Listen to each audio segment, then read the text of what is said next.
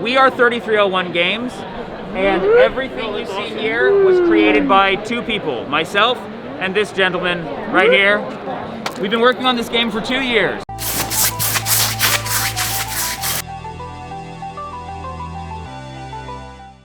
This is the official unveiling of the game. We announced it here at GenCon on Friday, and it's going to Kickstarter the beginning of next month, probably the second weekend of next month. Okay. This game takes place 100 years after something known only as the event destroyed the Earth. And even though humanity had started to scatter out amongst the stars, places like Mars, Io, and colonies in the asteroids, as you'd expect, the destruction of Earth created a massive resource scarcity. So you will take on the role of 14-foot-tall exomechs called salvage suits. Here's a slightly larger one, in case you want to see the detail expanded. And these salvage mechs are designed for zero-G and zero atmosphere, which allows you to go into derelict space stations and old research bases looking for salvage from before the event. You're going to take that salvage back to factions that have survived after the event, and you're going to sell it for resources that you're going to use to buy cybernetics to upgrade your pilot and upgrades to your ship. However, one of the very first missions you go on, spoiler alert, one of the technologies you uncover is going to get you embroiled in a narrative role-playing adventure that plays out choose-your-own-adventure style through about 150 hours of gameplay. Gameplay alternates between tabletop gameplay and narrative scenario decision-making done a la Arabian Nights or something that has a much more robust narrative book. We're trying to very intentionally straddle the line between tabletop accessibility and narrative robustness. For example, in our game, the pilot is completely unique to you. When you open the box, there's going to be 100 pilot portraits and 30 pilot backgrounds that you can mix and match to create a totally bespoke pilot for each of your suits. You'll start with 6 suits. You only take 4 suits on a mission. As the gameplay progresses, you'll unlock another 12 suits that will round out your crew, your cast of characters, because every suit pilot neurally syncs to that suit, which means you can only have one pilot at a time. One of the interesting consequences of having pilots that are neurally synced to their suits, however, is that it actually allows a low-level form of telepathic communication between the different suits on any given mission. And we symbolize that with the first phase of gameplay in our three-phase cycle. It's the Synapse Phase, the Token Phase, and the Action Phase. In the Synapse Phase, there is no table talk. That phase happens silently. And what you're doing is placing tokens on the board to indicate that you intend to use a primary or a secondary system. Your primary systems are in this column and your secondary systems are in this column. And you're placing them on the table silently as a way to sort of gamify like mind reading. You can see what the other players are going to do a little, but not specifically, because you can only read their surface level thoughts. Then, once all of the tokens have been placed around the board for all 4 players, up to 4 players, because you can play with 2, 3, or 4. However, we will have a solitaire module for single players, provided we hit one of our earliest stretch goals. Once you have placed all of your tokens, then you enter the second phase. This is called the token phase. I like to think of this like setting up the dominoes. In the token phase, you will place ability tokens on the 2 abilities that you declared earlier in the round, the ones that you bid on, essentially. And when you do so, you will use the corresponding speeds from those abilities to populate the speed tracker from the top down, fastest to slowest. In this example, both of the abilities that I have picked are speed 1+, so I would place my tokens here in this tier. You always move at the slower of your 2 abilities. At that same time, you're also drawing adversary tokens. Adversary tokens correspond to the abilities on the adversary profile. Now that the dominoes have been all set up, it's time to start knocking them down.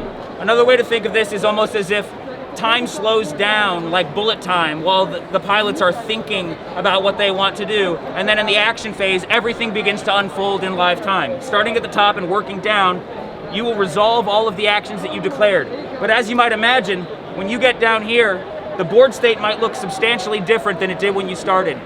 In a lot of games, that can create player frustration.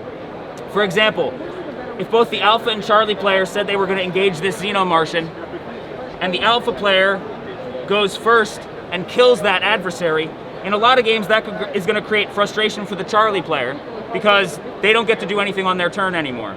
In our game, the Charlie player can elect to improvise as long as the goal they set out to achieve was still accomplished by another player. That allows them to move their speed to the lowest That symbolizes them taking a few extra half seconds to think about what they want to do, and then they can use any abilities that aren't on cooldown. That greatly mitigates player frustration and really allows everybody to feel like they're included.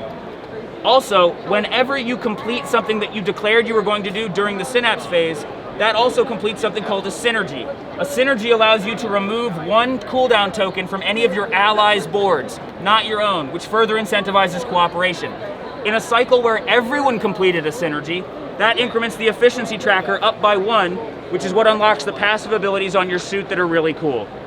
Pilots can die, but suit upgrades are permanent. That's part of the legacy aspect of the game, and it allows us to have the narrative consequences of pilot death, but without the mechanical setbacks that a lot of games have, where all of a sudden your tank just died, everyone else in the party is level 4, and now we have to wait till the tank gets to level 4 before we can start having fun again.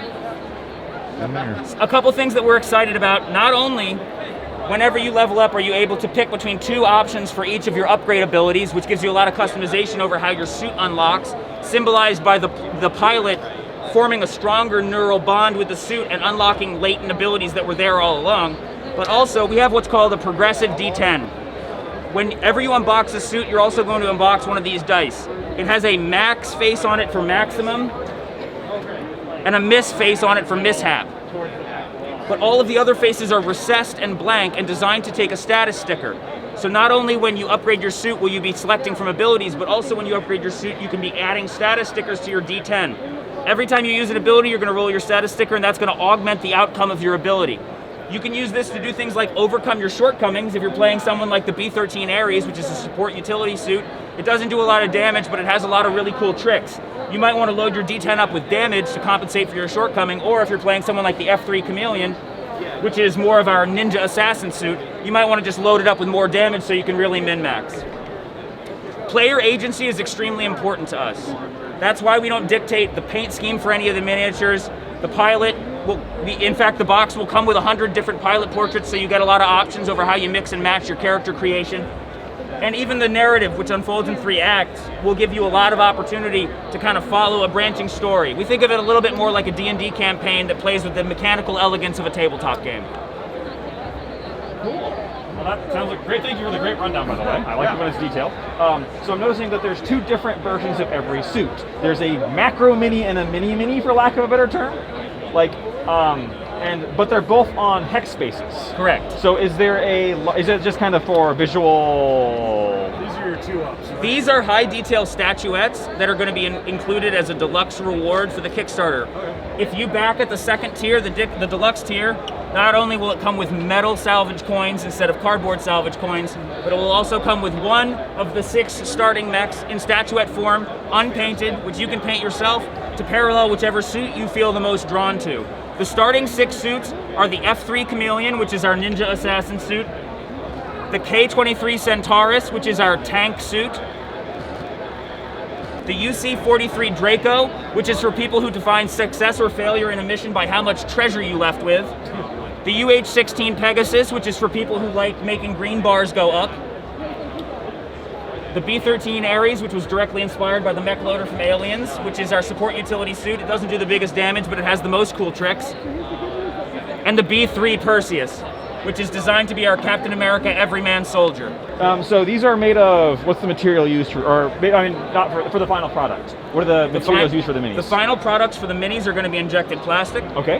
However, the statuettes that you receive as part of the Kickstarter almost certainly will be 3D printed resin. Okay. And are you guys 3D printing them? Unless the Kickstarter goes so well that we need to source an alternative option, which would be a great problem to have. Yes. We anticipate fulfilling that using resin printing. Yes. Awesome. Okay. Awesome. Which is not a bad thing nowadays. Resin printing is so incredibly. All of the assets you see here were created by 2 people. Did I say that already? Yes. And that's why I was wondering about it, because that's really great. I see a lot of DNA of a lot of different things in here, and I don't mean that in a bad way. But there's some. You mentioned the time mechanic kind of almost reminds me of something like Into the Breach. Mm-hmm, we've heard that before. Again, in a good way. Obviously, the overall theme probably will remind people of like Space Hulk. Space Hulk is in the DNA. Gloomhaven is in the DNA. Gloomhaven, of course. You can't mention a legacy game without somebody saying Gloomhaven. Yeah, it was a. I mean, we don't try to hide the fact that we started playing Gloomhaven 4 years ago. It was undeniably an influence on our product, although something that we like to talk about more is that when we were trying to conceive of this world, we actually drew most of our inspirations from science fiction literature. Yeah. We tried to go back to a lot of the things that inspired people like William Gibson, and not reference their literature, but reference the same themes that inspired them. Deeper level stuff than not just surface level. Yeah. Starship Troopers versus, that kind of thing. For sure. Well, yeah. Well, thanks so much for your time. This looks really cool. So this goes live. This is going to go live on Kickstarter probably the second weekend of next month. Okay. Some of the meetings we're taking at GenCon are going to allow us to finalize that date. Okay. However, if you go to salvagedeepspace.com, that'll take you directly to our Kickstarter, which is in pre-launch right now. Okay. Do you have a ballpark of the expense of the tiers? So, our launch box, which will come with all 18 miniatures, all 21 dice, 20 of these double-sided tiles, all the suit classes and D10s, everything that you need to play the game. It'll be fully complete. That is going to MSRP for probably around $120, but our target for the Kickstarter is between 80 and 90, another number that we will finalize later this weekend as we talk to manufacturing partners. We will be projecting our second and our deluxe and Immortalized in Space tiers based off of that. That's what I was wondering about, yeah. But right now we expect the second tier that will come with these miniatures to be in the low hundreds range, because it will also come with metallic coins and a special space map. And then the third tier, which is our Immortalized in Space edition, allows you, there's only going to be 60 of them, and that will allow you, or either you or a character of your concoction, to be one of the 100 pilots that comes in the pilot box.